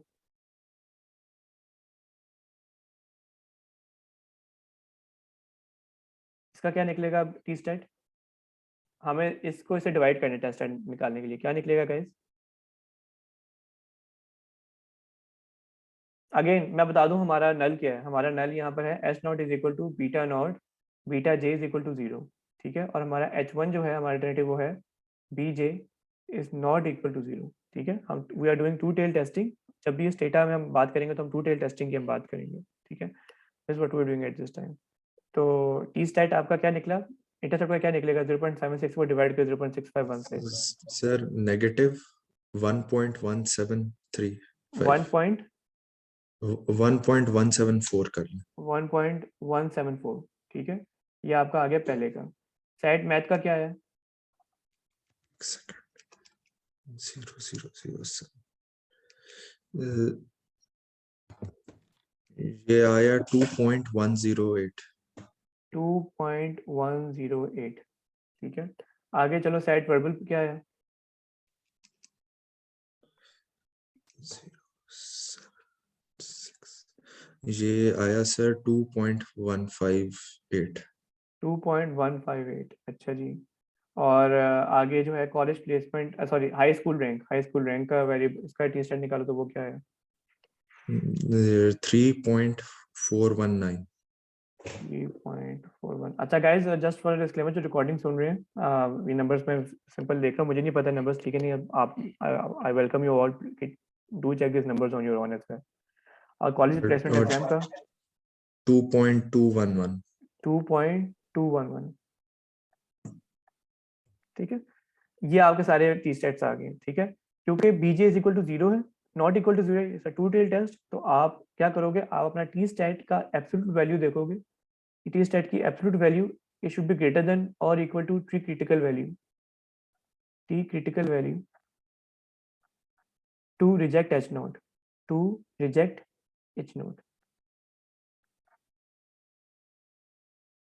ठीक है, टू रिजेक्ट एच नॉट, ये T stat should be greater than T critical value and it should be to reject H not. अब इस क्राइटेरिया के साथ हम देखना शुरू करते हैं, हमने किस के साथ हमने रिजेक्ट कर लिया। क्या 1.174 ग्रेटर देन वो वैल्यू 2 थी, जो क्रिटिकल वैल्यू है, क्रिटिकल वैल्यू क्या थी गाइस? वो थी 2, इट वाज 2। तो टी क्रिटिकल 2 पे क्या हमने इंटरसेप्ट सिग्निफिकेंट मिल रहा है हमें? Are we finding significant? नहीं मिल रहा, ठीक है, आगे चलते हैं। Set math is it greater than 2? Jain sorry sir, ये टी क्रिटिकल वैल्यू हमने किस तरीके से फाइंड आउट की थी? अभी जो 2 आई है? टेबल देख के आए ना हम अच्छा लोग। हाँ सॉरी, 2.000, ओके सर, ठीक है। अच्छा हमने इंटरसेप्ट को देखा, इंटरसेप्ट इज लेस देन 2, ठीक है, इंटरसेप्ट की वैल्यू जो है वो लेस देन 2 है, तो we fail to reject H not, ठीक है। यहाँ पे क्या हुआ, सेट मैथ के किस में क्या हुआ? What we can say about this thing, is this value greater than 2? ठीक है, तो इस केस में क्या हुआ, इस केस में आप कहोगे जनाब जी reject H not. SAT verbal जो है उसमें भी हमारा can we reject H not? Reject H not. इस पे भी reject H not, reject H not. आगे कॉलेज प्लेसमेंट एग्जाम में भी रिजेक्ट एच नॉट, ठीक है, इन सब पे हमने रिजेक्ट एच नॉट कर दिया। जी आदिल। सर जो इंटरसेप्ट है ये बेसिकली एरर टर्म से निकला है ना? इंटरसेप्ट एरर टर्म से नहीं निकला, इंटरसेप्ट बेसिकली बीटा नॉट है, ये बेसिकली बीटा नॉट है, अच्छा, ये बीटा बट 1 फिर है, इसे बीटा 2। इंटरप्रेट किस तरह करेंगे अगर हम लोग कहते हैं कि अगर देखो ना बेसिक इंटरसेप्ट के बारे में क्या चीज़ है कि अगर ये सारी 0 हो जाए तो बच्चे का एवरेज जीपीए क्या होगा, ठीक है, वो कह रहा है बच्चे का एवरेज जीपीए -0.764 होगा, जो कि हो नहीं सकता, है ना। तो उस केस में क्या हुआ, उस केस में उसने कहा कि जनाब ये हो नहीं सकता, तो लिहाजा आप यानी रियल यानी हमारे स्टैट्स ने बोला कि दिस इज नॉट पॉसिबल, यानी in for the real individuals जो कि रैंडम सैंपल पॉपुलेशन में जो असल लोग थे, यानी अगर उन सबके 0 हैं तो उनकी वैसे भी जीपी 0 ही होगा, that's what it means.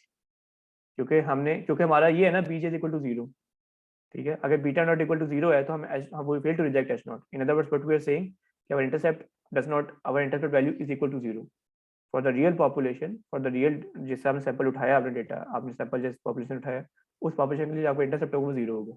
That's what it means. और सर ये बाकी हमने जो रिजेक्ट किए हैं इंटरसेप्ट के अलावा बाकी बीटास है हमने रिजेक्ट किए हैं, इसका ये मतलब है they do not have significant effect on GPA? नहीं, they do have significant on GPA. हम कह रहे हैं कि इंटरसेप्ट का कोई इफेक्ट नहीं है जीपीए पर, लेकिन बाकी सबका इफेक्ट जीपीए पर है। That's what we are saying. ठीक। तभी तो क्योंकि देखो बीजे का मतलब ये है, बीजे का मतलब ये है कि हम कहते हैं नॉन सिग्निफिकेंट, ये इफेक्ट नहीं है, नो इफेक्ट, ठीक है। और जब हम ये कहते हैं ना H is equal to BJ is equal to not equal to 0, तो उसमें कहते हैं इफेक्ट इज देयर, ठीक है। That's a difference. H not कहता है इफेक्ट नहीं है, हम कहते हैं इफेक्ट है, और उसके लिए हमने हाइपर एडजस्टिंग करते हैं, क्योंकि हमने एच नॉट को रिजेक्ट कर दिया तो वी से कि इफेक्ट इज देयर, एक इस वेरिएबल का इफेक्ट आता है उसके ऊपर, ठीक है। Guys does that make sense? तो ये वो सवाल था, ठीक है। अच्छा, इसमें एक छोटी सी मैं एक और थोड़ी चीज डाल दूं गाइस, इसमें था बीजे इज इक्वल टू 0, मैंने कहा था बीटा 1 इज इक्वल टू 0, ठीक है। इसमें ये भी हो सकता है मैं कहता बीटा 1 इज इक्वल टू 0.5, यानी मैं कहता बीटा 1 इज इक्वल टू 0.5 और बीटा 2 जो है इट्स नॉट इक्वल टू 0.5, मैं आपको ये भी कह सकता था। तो फिर आपने बताओ क्या करना था, फिर आपने एस्टिमेट में से ना जो आपकी बेसिकली वैल्यू जिस तरह से निकालनी थी, आपने आपका टी स्टेट अभी आपने जो बुक में उसने दिया हुआ है उसमें बीजे इक्वल टू 0 ज्यूम किया हुआ है। तो जनरल केस होता है ना, जनरल केस वो ये होता है beta hat minus beta over S C beta hat, ठीक है। ये वो फॉर्मूला है आपकी जो बुक में जो फॉर्मूला उसने दिया हुआ है ना यहाँ पर,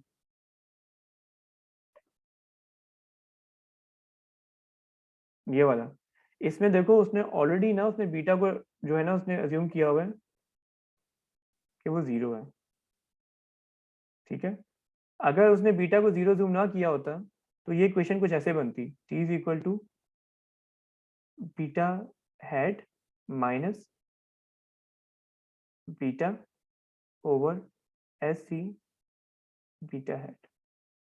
आपकी बुक में वो सिंपल गाइस, एक और चीज मैं आपको बताता चलूं, आपके बुक में वो एक और चीज का ये रहा है कि वो बीटा हेड नहीं लिखता, वो बीटा 1 को B1 स्मॉल लिख देते हैं, ठीक है।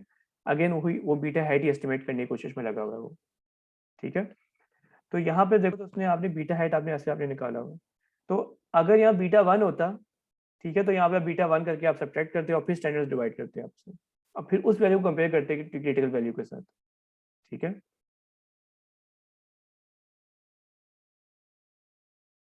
तो ये चीज ध्यान में रखना कि हो सकता है मैं बोलूँ कि टेस्ट करो ना बीटा 1 को अगेंस्ट 1 कि बीटा 1 की वैल्यू रियल वर्ल्ड में, तो अगर मैं अभी मैं कहना चाह रहा हूँ कि बीटा 1 का इफेक्ट कोई नहीं है। अगर मैं कहता बीटा जे जो है इज इक्वल टू 1 है, तो फिर मैं कहता कि उसका जो इफेक्ट है पॉपुलेशन के लिए वो 1 के बराबर है। क्या आपकी थ्योरी कहती है कि उसका इफेक्ट साइज 1 होगा, ठीक है। तो आप फिर उसके आप इसको चेक करते हैं आप। अच्छा जी, लास्ट क्वेश्चन। आई होप आप लोगों की साथ प्रैक्टिस थोड़ी सी रिग्रेशन के बारे में भी हो गया कि रिग्रेशन की हाइपोथेसिस टेस्टिंग करनी कैसे है, ठीक है। अगेन जो जैसे भी आपने इस सवाल में देखा, ओएलएस में भी ऐसे ही सवाल, ओएलएस का भी ऐसे सवाल बनेगा, उसमें बहुत सिंपल होगा ये कि मैं हो सकता हूँ आपसे कहूँगा मुझे बीटा भी निकाल के दो, मुझे स्टैंडर्ड भी निकाल के दो, and then calculate this thing on your own, ठीक है। तो उसमें इस तरह से सवाल आ सकते हैं। लो भी गाइस, आखिरी सवाल,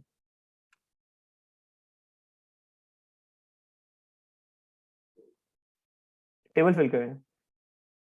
मॉडल का डिग्रीज ऑफ फ्रीडम क्या होंगी? What will be the model degrees of freedom?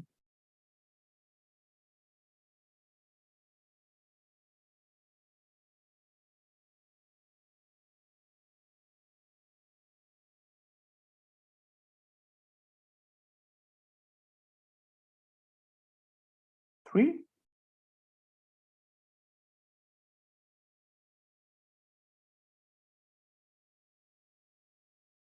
Let's see. Total क्या होता है? टोटल होता है n-1, ठीक है। और आपका नहीं, ट्रिक नहीं है, बस यहाँ पे हमें ये इसको फिल करना है, फिलिंग द ब्लैंक सही है, ठीक है। n-1 होता है, टोटल ऑब्जर्वेशन अभी कितनी हुई वो 58 है, ठीक है। अब यहाँ पे 50 एरर क्या होता है, हम जानते हैं ये p होना चाहिए, इट शुड बी p, ठीक है, p is the non thing. तो यहाँ पे हमें पता है कि हमारा एरर जो होता है उसकी जो होती है वो होती है n माइनस p माइनस 1, ठीक है। इसने आपको 53 दिया हुआ है, ठीक है, आपके पास n जो है वो 58 है, 58 माइनस p माइनस 1, 53, ठीक है। तो 58 माइनस 1 57 आ गया, 57 माइनस 53, और p आपका इधर चला जाएगा, तो वो आपके पास सामने क्या बन के आया, p is equal to 4। Does that make sense? p is equal to 4। और यहाँ पे अब बताओ सम ऑफ स्क्वायर्स क्या होंगे, सम ऑफ स्क्वायर्स ऑफ एरर क्या होगा? तो this is 4।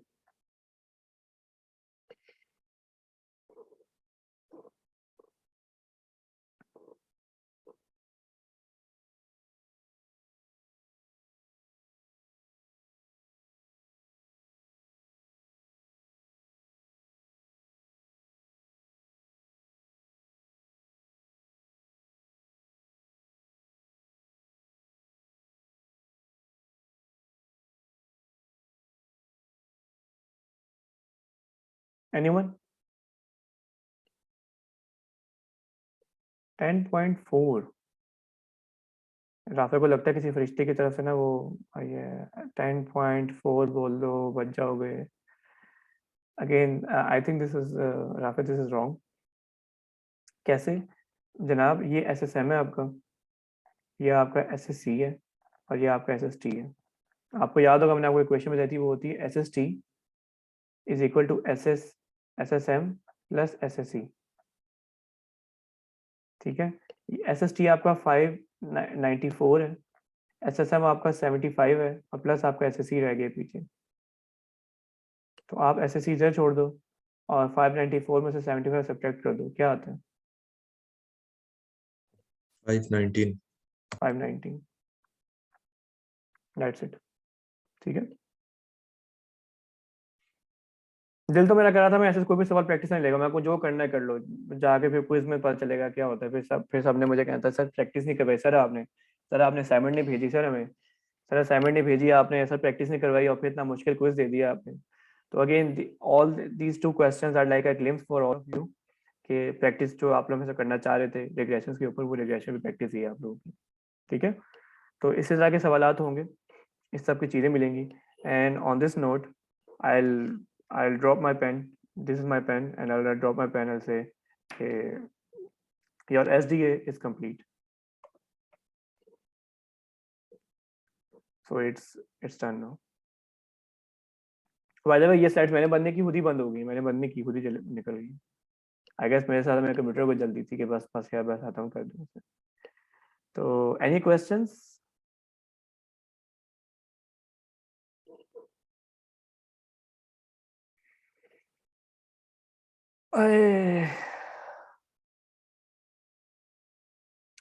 some notable mentions जिन्होंने क्लास को जिंदा रखा, I would like to thank all of you. Some of them were very active during the class. Hasan सबसे पहले, अगेन रिकॉर्डिंग चल रही है क्योंकि मैं चाह रहा हूँ कि रिकॉर्डिंग के दौरान जो बच्चे आज नहीं आ सके, because some of you were sleeping, तो आई गेस उनको भी थोड़ा सा मैसेज पहुंचे। तो आई गेस हसन तो जाग रहा है आज, हसन तो आज सबसे ज़्यादा जागा हुआ है। Hasan, are you awake? Yes, sir, I am. हाँ, मैंने कहा मालूम है हसन आज भी सो गया है क्लास लेता लेता। तो Hasan, so Hassan was one of those students who actually always kept me on my toes, कि जिसके सवाल के जवाब देने के लिए I always had to be extra prepared because of the fact कि यानी lecture चल रहा है, and sometimes I have to say कि यार चल मैं अगली दफा बता दूंगा, लेकिन you have to be extra prepared। लेकिन उसकी मुझे प्लस साइड ये थी कि मैं हर चीज़ की निटी-ग्रिटी में मुझे जाना पड़ता था, and that's actually made me better at teaching for all of you. So thanks to you, Hassan. And then there are some other heroes of this class, Rafe, Adil, Zain, Khadija, Khadija भी काफ़ी जो है इसमें जो थी काफ़ी जो है वो शाना बिशाना चलती रही है सारी क्लास के साथ। मिनाहिल मिनाहिल ने भी काफ़ी ज़्यादा जो है क्लास में, क्योंकि अब जो है मिनाहिल की भी काफ़ी अच्छी परफॉर्मेंस रही है। आप again performance by performance I mean class participation, ठीक है। हो सकता है आप लोगों के मार्क्स वगैरह पीछे आगे पीछे कुछ हुए, I don't know at this time, ठीक है। मिनाहिल की भी काफ़ी अच्छी परफॉर्मेंस रही है। उसके अलावा जो है हमारे जो दूसरा राफे है, Rafe Atiq, I remember he emailed me the first, जब मैंने स्टेटा के आपको लिंक्स भेजे थे, and he asked me this question कि राफे अतीक की बात कर रहा हूँ, राफे कमाल की नहीं बात, राफे अतीक की बात कर रहा हूँ। राफे का मुझे मैसेज आया, ईमेल आई इसकी कि यार सर वो अपने स्टेटा तो भेज दिया मुझे, थैंक यू फॉर दैट, लेकिन मैं पूछना चाहता हूँ क्या ये लिनक्स में चल जाएगा, ये ubuntu वगैरह में चल जाएगा ये? And I had no answer to that, because of fact कि मैंने स्टेटा हमेशा, मैं विंडोज में चलो बड़ी बात होती है, लिनक्स का तो मुझे भी नहीं पता कि उसमें क्या होता है। एंड दैट्स व्हाट आई से स्मार्टनेस इज कि इस बंदे ने खुद आके स्टेटा का वो ढूंढा कि स्टेटा उस पर चलता कैसे है, and actually made it for himself. Expect students के ना वो कर लें, क्योंकि मैं अक्सर बच्चों को बता रहा होता हूँ, लेकिन मैं एक्सपेक्टेशन होती है कि बच्चे के पास अगर सिस्टम है तो वो खुद चला ले यार, उसे मैं उसको एक स्टेप बेबी स्टेप बता रहा होता हूँ कि अच्छा आप उसको ऐसे सेट करना है, उसको प्रॉपर्टीज में जाकर उसका वो चेंज करो और फिर से चलाओ। तो heads off to Rafay on this thing. So ये था। इसके अलावा जो था महद नहीं आया क्लास में। महद काफ़ी जीनियस बच्चा है। दाऊद ने काफ़ी मेहनत डाली, दाऊद ने भी काफ़ी ज़्यादा जो चीज़ें हैं उसने साथ पिकअप की अपनी क्लास के साथ, स्पेशली आफ्टर जो है अपना जब हम स्टैट्स में भी आए तो उसकी काफ़ी परफॉर्मेंस, उसकी माशाल्लाह इंप्रूवमेंट उसकी हुई है। He is not here in the class, लेकिन thumbs up to you Dawood as well. इसके हमारे इसमें और जो थे तैमूर जो था, तैमूर की भी काफ़ी अच्छी परफॉर्मेंस रही है। थोड़ा सा सो रहा होता है इस टाइम पे, तो Taimur if you are up after lecture के बाद तो thank you for being my class. Salik तो आई गेस क्लास में हुआ करता था, फिर वो एक वक्त आया कि बस वो उसके बाद गायब ही हो गया, मुझे नहीं पता वो क्लास में अब कहाँ होता है, किधर होता है। तो उसका भी ये सीन था। जैद एक बड़ा साइलेंट बच्चा है हमारी क्लास का, जैद मलिक जो है, and is one of the very silent student of the class, लेकिन when it comes to scoring in exam he is going to give you all very tough time inshallah। तो silent and deadly. तो जैद ने माशाल्लाह काफ़ी अच्छी performance अपनी रखी है। आई एम सॉरी अगर मैं आप लोगों के साथ यानी कुछ चीज़ें मैं आप लोगों की मैं एड्रेस नहीं कर सका ओवर द टाइम भी। I apologize for this, and I'll try to be more available the next time. Any if we come up in another course as well. With that being said, अगर आप लोगों को कोई guidance या कोई ऐसी चीज़ चाहिए हो तो let me know. I may be slow on my emails. You have to email me again and again and again and again and again to get me back on my to get me back on my track. मैं email का reply फौरन नहीं करता। Sometimes I really get busy with some other things, और वो चीज़ email निकल जाती है। तो you have to be very persistent in email me, और मैं माइंड नहीं करता, ठीक है। मैं ये नहीं कहूँगा कि stop cluttering my email, I am gonna reply to you in my time. अगर मुझे वो लिखना हुआ तो मैं लिख दूंगा कि मैं रिप्लाई कर दूंगा, लेकिन you have to email me after 2 to 3 days ताकि उसका हम कर सकें। सो या ये इस कोर्स की कहानी थी। आगे का वे फॉरवर्ड में आप लोगों को थोड़ा सा बता देता हूँ। इसका वे फॉरवर्ड क्या यार, वे फॉरवर्ड के बारे में आप लोगों को थोड़ा सा बता दूँ। आप में से जो इकॉन मेजर्स है, स्पेशली उन लोगों के लिए यार मैथ्स के कोर्सेज लाजमी लो, लीनियर अलजेब्रा का कोर्स लो, डिफरेंशियल इक्वेशंस का कोर्स आपने लाजमी पढ़ना है आप लोगों ने। लम्स ग्रेजुएट इन कोर्स, अगर इकोनॉमिक्स में आगे जाना है आप लोगों ने, तो लीनियर अलजेब्रा का कोर्स आप लोगों ने लाजमी पढ़ना है। लीनियर कुछ कोर्सेज मस्ट टेक है, लीनियर अलजेब्रा, डिफरेंशियल इक्वेशंस, ठीक है। इसके साथ फॉर्मल मैथमेटिक्स, और चौथा सेट थ्योरी, ठीक है। ये वो कोर्सेज हैं जो आपने मैथमेटिक्स डिपार्टमेंट से, और कैलकुलस 2 में कैसे भूल सकता हूँ, ये 5 कोर्सेज, कैलकुलस 2, ये 5 कोर्सेज आपने लम से लाजमी लेके जाने, ठीक है। Formal mathematics is basically it's set stone for the analysis, ठीक है। और कैलकुलस 2 तो अगेन अभी आप लोगों ने कैलकुलस 2 देख भी ली होगी कि कैलकुलस 2 कैसे कैसे इंटीग्रेशन कैसे कैसे यहाँ पे हमें मत्थे पड़ी है, ठीक है। तो again these mathematics courses have far wide applications. Please do take these courses if you plan to pursue your studies in economics and make sure you end up getting good grade. क्योंकि अगर आपका अच्छा grade नहीं आया तो और आपने course लिया हुआ तो it's not going to add any value. लेकिन with that being said it doesn't mean कि आपने कोर्स नहीं पढ़ना, you have to take this course at any cost, ठीक है। आपने इस कोर्स को नहीं छोड़ना, इन 5 कोर्सेज को स्पेशली। और जो मास्टर्स के बच्चे हैं उनके लिए भी ये बहुत बड़ा इंपॉर्टेंट चीज़ है। हसन और जैन का हाथ भी रेज हुआ, मैं I will respond to them in just a moment. पहले हम जैन की बात सुनेंगे फिर हम हसन की तरफ जाएंगे हम। With that being said econometrics के बारे में आप लोगों को एक गाइडेंस दूंगा। ऑल दोस्त मैंने रिकॉर्डिंग से बनने की क्योंकि सबके लिए ज़रूरी चीज़ है यार। कोशिश करना है इकोनोमेट्रिक्स जितनी जल्दी ले सको ले लेना, ठीक है। ये ना करना है कि एसडी आप लोगों ने अभी ले ली, स्पेशली इकॉन मेजर्स की मैं बात कर रहा हूँ। आपने एसडी अभी ले ली है, ठीक है, तो आप कोशिश करोगे अगले सेमेस्टर में इकोनोमेट्रिक्स अभी आप पूरी करो। या अगर नहीं कर सकते due to some enrolment clashes या कोई ऐसा आपके मसले आ रहे हैं तो फिर मैं आपको रेकमेंड करूंगा कि उसको फॉल सेमेस्टर में लास्ट में पूरा करना। लेकिन फॉल में भी अगर आप पूरा कर रहे हो तो फॉल में पूरा करने से पहले आपका एसडीए दोबारा रिवाइज करके जाना। मेरे लेक्चर्स हमेशा आपके सामने ओपन होंगे, दे वोंट बी मेड, वो प्राइवेट कभी नहीं होंगे, ठीक है। जब भी इकोनोमेट्रिक्स पढ़ने का दोबारा मौका मिले तो आपने मेरी लैब्स के साथ आपने लैब आपने देख के जानी है मेरी, और आपने एसडीए का पूरा कोर्स दोबारा रिवाइज करके जाना है, ताकि जब आप दोबारा उसमें कोर्स में एंटर हो तो you know what you are being expected to.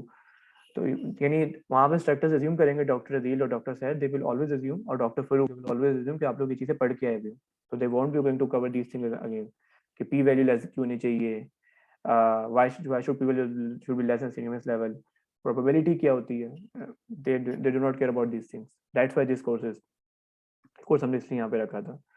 तो प्लीज़ इनको साथ लाजमी देख के जाना है, मेरी लैब्स साथ लाजमी देख के जाना, ताकि जो भी लैब इंस्ट्रक्टर आपको पढ़ा रहा हो उसको पता हो कि यानी आप लोग को ऑलरेडी चीज़ें पता है कि ये गड़बड़ जनरेट कैसे कर, ताकि उसको ज़्यादा सर कपाई ना करनी पड़े उस वक्त पे, और वो ज़्यादा एडवांस चीज़ों को फोकस कर सके आप लोगों के साथ, ठीक है। और स्टेटा के एग्जाम्स के बारे में एक बात याद रखना कि कोई भी लैब इंस्ट्रक्टर हो, चाहे वो मैं हूँ, चाहे वो राबिया खान हो, चाहे वो अतीक रहमान हो, या हम तीनों के अलावा कोई और भी हो, अगेन द थिंग इज कि वी थ्री आर लाइक हम तीनों एक दूसरे के साथ डिस्कशन करके पेपर बनाते, तो हमारे इसलिए लैब क्विज़ेस बड़े थोड़े से टफ होते हैं। वाई? बिकॉज ऑफ फैक्ट कि we know what is expected in the market. हमने मार्केट जाके देखी हुई है, हम तीनों मार्केट में धक्के खा के आए हुए हैं, तो हमें आइडिया है कि जिस मैं आसान बना के बनाऊँ तो आसान में भी आपको बना दूँ, रिग्रेशन करके दे दूँ मुझे, और आप करके दे दोगे, आपके मार्क्स अच्छे आ जाएंगे, दैट्स इट। लेकिन हम आपको रेडी कर रहे हैं उस मार्केट में जाने के लिए जो कि होगी। अभी हमें आप लोग शायद बुरा भला कहते हो आप हमें, लेकिन जब आप मार्केट में जाओगे और आप वहाँ के एग्जाम्स देखोगे तो आप लोग हमें दुआई दोगे कि आप लोगों को इस तरह के एग्जाम्स देखने की आदत पड़ी हुई थी, ठीक है। तो वो चीज़ लाजमी आप लोगों के लिए बहुत ज़रूरी है, ठीक है। जैन की तरफ जाते हैं, जैन का सवाल लेते हैं। Sir actually I have a request कि फाइनल से पहले अगर हमें एक ईमेल शेप में जितने भी अभी तक फॉर्म्स हुए हैं, चाहे क्लासेस की क्लासेस के फॉर्म्स हुए हैं, गूगल फॉर्म जो आप हमें भेजते थे असाइनमेंट्स, या स्टेटा के, अगर वो आप हमें एक लिंक में भेजते थे तो वो प्रैक्टिस हमारी अच्छी हो जाती है उसके लिए। चलो मुझे किसी और ने भी बात बोली हुई है, मैं इस पर कोशिश करता हूँ। Right sir, thank you. Hasan? Sir ये जो कोर्सेज आप मैथमेटिक्स के रिकमेंड कर रहे थे, we those students who are pursuing the master's program, yeah, they can also take these courses. They don't have that much of leverage now. So if you can narrow down the list, मतलब आप most important, if you suggest कि भाई let's say कि हम 5 नहीं ले सकते, we can only opt for 3 or maybe at max 4. So I will recommend कि do take real analysis, ठीक है। I will recommend कि do take real analysis at any cost, ठीक है। Do not let this course go. Calculus 2 you can take it from Calculus 2 आप जो है यहाँ पे, बल्कि now you mentioned it, let me show you so let me show you my Google, so what I was doing on my Google. Again लोगों को ना डर लगता है जब गूगल क्रोम खुलता है ना, पता नहीं क्या खुल जाएगा यहाँ पे, तो I am not afraid of this. क्योंकि मैं कुछ पढ़ ही रहा था मैं।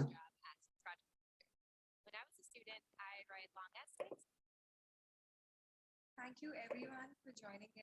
So basically there is this ये देखो मैंने यहाँ पे बुक किया है MIT ओपन कोर्स पे, I am sharing this with all of you, ठीक है।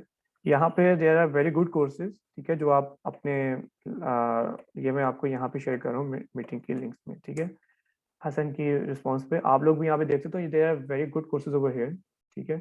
और यहाँ पे जो है new courses, most visited courses, ठीक है, आपको यहाँ पे काफ़ी कोर्सेज मिलेंगे।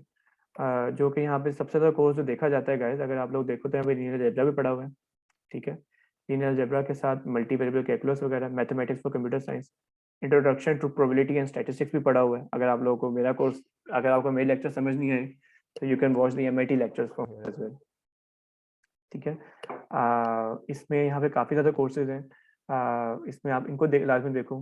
तो हसन, जैसे कि आप यहाँ पे देख सकते हो कि आपके पास यहाँ मल्टी वेरिएबल कैलकुलस पढ़ा हुआ है, लीनियर अलजेब्रा पढ़ा हुआ है, तो आप यहाँ से सिंगल वेरिएबल कैलकुलस आप यहाँ से अपनी बेसिस को कवर कर सकते हो। लेकिन एनालिसिस वाला कोर्स यहाँ पे नहीं पढ़ा हुआ, क्योंकि रियल एनालिसिस वाला कोर्स थोड़ा ट्रिकी होते हैं, उसको समझाना इतना आसान काम नहीं है, ठीक है। तो व्हाट आई वुड रिकमेंड कि आप फॉर्मल मैथमेटिक्स का कहीं कोर्स देखो, ऑनलाइन पढ़ाओ, और फिर रियल एनालिसिस का कोर्स लास्ट में आपने उसमें आपने खुद कवर करना है। लेकिन रियल एनालिसिस मेक श्योर कि आपके ट्रांसक्रिप्ट पे है रियल एनालिसिस, ठीक है।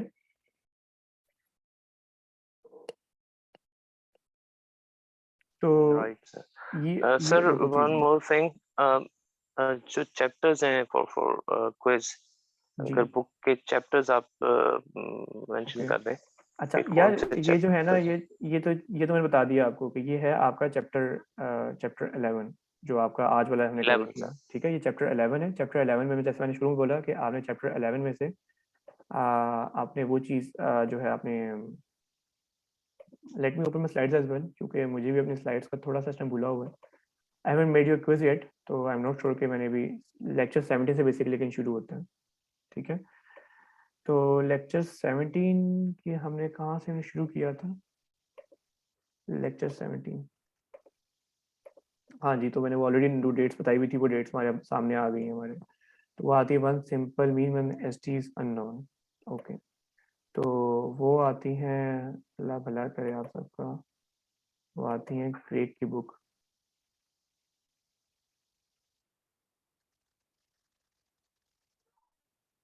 अच्छा जी, क्रेग की बुक पे हम आ जाते हैं। तो यार ये ना यहाँ से शुरू होता है चैप्टर 7 में, ठीक है। मैं आपको सेक्शंस बताने जा रहा हूँ अब आप लोगों को, ठीक है। चैप्टर 7 है आपका पूरा, ठीक है। चैप्टर 7 आपका पूरा है, ठीक है हसन।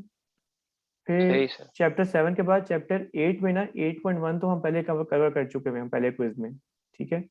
8.2 है, ठीक है। चैप्टर 7 पूरा, चैप्टर 8 का 8.2, ठीक है। 8.2 में you can ignore this thing beyond the basics relative risk, ये मैंने छोड़ दिया, मैंने नहीं करवाया फिलहाल अभी, ठीक है। इसको आप निकाल देना। चैप्टर 8 में ये हो गया। चैप्टर 9 जो है इसको मैंने छोड़ दिया, ठीक है। और चैप्टर 10 पे फिर हम आ जाते हैं रिग्रेशंस पर, ठीक है।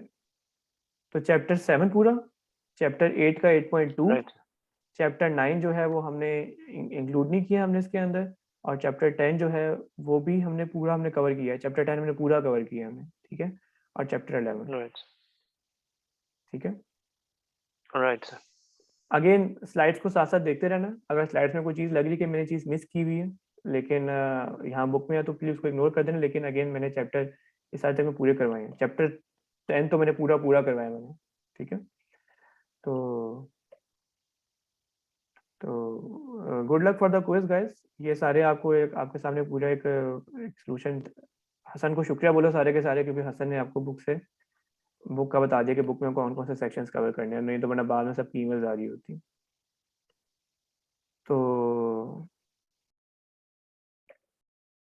तो ये वो चीज़ है। तो with that note on, with that thing in mind, जो है I will end the class. I wish you all very good luck, may you prosper. Allah करे आप सबके में एग्जाम्स अच्छी हों, सबके चौके चौके हैं आप सबके, ठीक है। That I can hope and pray. लेकिन चौका भी इसका आता है जो कंसिस्टेंट रहो। तो याद रखना चौका it's about consistency, it's not about one time shot. तो wish you all very good luck for your finals and your exams and your projects वगैरह. अब by the way एक बच्चे का मैं भूल ही गया, अब्दुल हसीब, वो भी अच्छा बच्चा है यार, उसका नाम है निकल गया था. तो Abdul, hats off to Abdul Hasieb as well. So with that thing in mind, I'll stop the recording, the final recording of this course, and I'll say Allah Hafiz to all of you. Allah Hafiz. Thank you very much, sir. Thank you.